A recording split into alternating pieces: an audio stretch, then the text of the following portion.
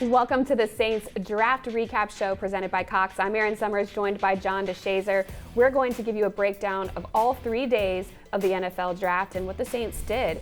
Definitely an exciting first round as the Saints decided to trade up for the 11th pick, and they took wide receiver Chris Olave from Ohio State, and then in that 19th spot, they went offensive tackle with Northern Iowa's TREVOR. It was a lot of fun watching the draft as it went on. From those top 2 picks, it was all defense from there. But John, give me kind of just a 3,000 feet look at the draft. Well, did the Saints get everything they needed in the draft? Of course they did, because every team does in the NFL draft. But they did fill some need positions, and that's the main thing. You go into the draft and you have some need positions at receiver and tackle, and they were able to fill those. We'll see how those guys pan out, obviously, but from there they were able to add some depth, quality depth, and they believe that they got the right guys for the program. Again, it always remains to be seen, but you come out of the draft hopefully filling the positions of need, and I believe the Saints did that. One of those players that they went out and got was the wide receiver, trading up to get their man in Chris Olave. Let's take a listen to what he had to say after he was selected. Man, I'm blessed. I always knew through the whole draft process it would be a great fit, and I'm glad they took the chance on me and traded up, and I can't wait to get there, man. What are you looking forward to most? Just going out there and playing alongside Mike Thomas, one of the best receivers to play the game. And I want to learn from him a lot and be on the other side of him. It's going to be huge. Saints wide receiver Mike Thomas immediately showing love for this pick, tweeting, "Let's run it," to his fellow Buckeye. We have a lot of Ohio State players on the team this year. I'm not going to brag. I mean, I will say that I did pick Chris Olave as my first pick. I didn't really go out on that long of a limb. But JD, what were your thoughts on that pick? Well, I mean, he fits what the Saints need. They needed a receiver of his caliber in that receivers room, and that's not to knock the guys who played last season. Deontay Harris mostly, and also Marquez Callaway. But to add to a Michael Thomas, who is your receiver one, you need a guy who's a standout receiver two. Of course, Michael Thomas is going to love the pick because he's Ohio State guys. They hang together. But bringing in Chris Olave, a guy who had 65 catches, 937 yards, 13 touchdowns as a senior, the production is there, and that's what the Saints need. They need a guy who can immediately come in, hit the ground running, and be able to produce. So he might be a day one starter.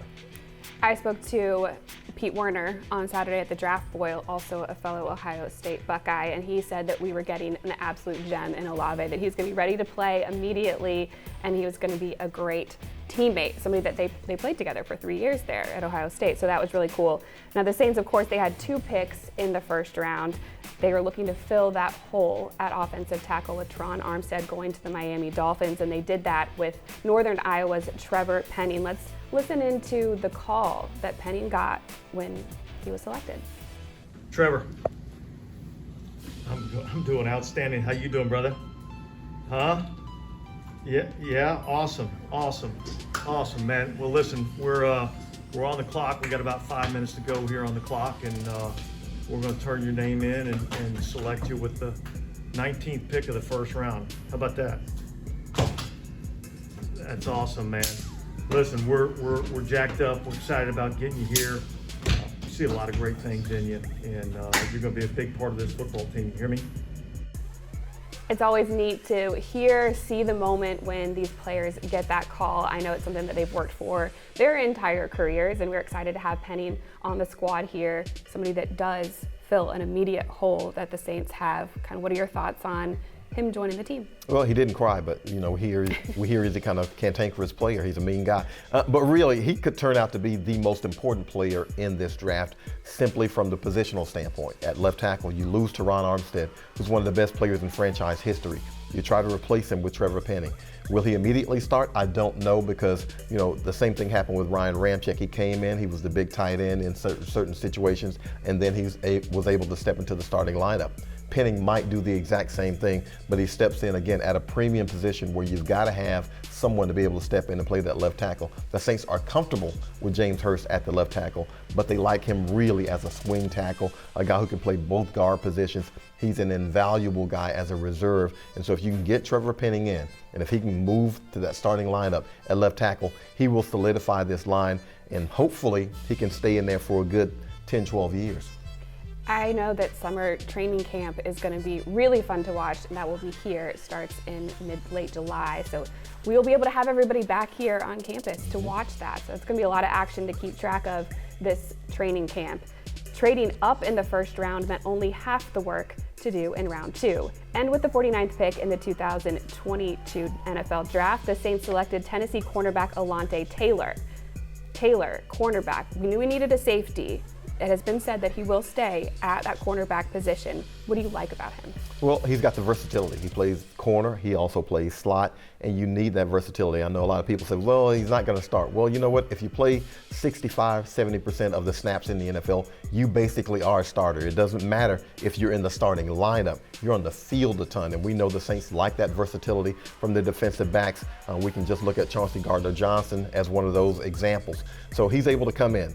He's able to fill in. And also, I think they were really specific about him being a great addition special teams wise. They want to upgrade special teams wise. They lost Ty Montgomery, who was one of the better gunners in the league. If Alontae Taylor can do that also, he adds value from that standpoint. Because we like the calls, we're going to listen into the call that Taylor got when he found out his dreams were coming true. Alontae. Right. Hey, what's up, man? Getting sent. How we doing? Get a minute. You good? That's awesome, man. That's awesome. You got a bunch of family there with you? That's so awesome. Hey, listen, we're excited for you. We're about to turn your name in right now. You're about to be a New Orleans Saint. Let's get it. All right, brother. Now let's take a look at day 3 draft picks. In round 5, with the 161st draft pick, the Saints went with DeMarco Jackson, linebacker from Appalachian State. And in round 6, it was defensive tackle Jordan Jackson, the defensive tackle from Air Force. Here's a message to Saints Nation from one of the team's new defensive weapons. Hey Saint Nation, it's DeMarco Jackson. Glad to be a part of the team and ready to get to work. See you soon in the Superdome.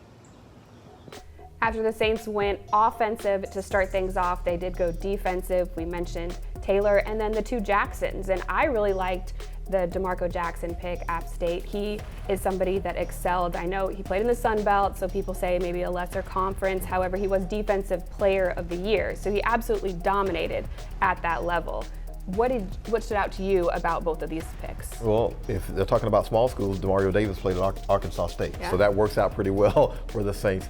You like them because they're going to provide depth. When you're trying to go into day 3, you want guys who can get on the roster, probably as special teamers, and then if they can work their way in, maybe you hope you can get some production out of them. On the defensive line, Jordan Jackson might have an opportunity to play because you can never, ever in the NFL have too many quality defensive linemen.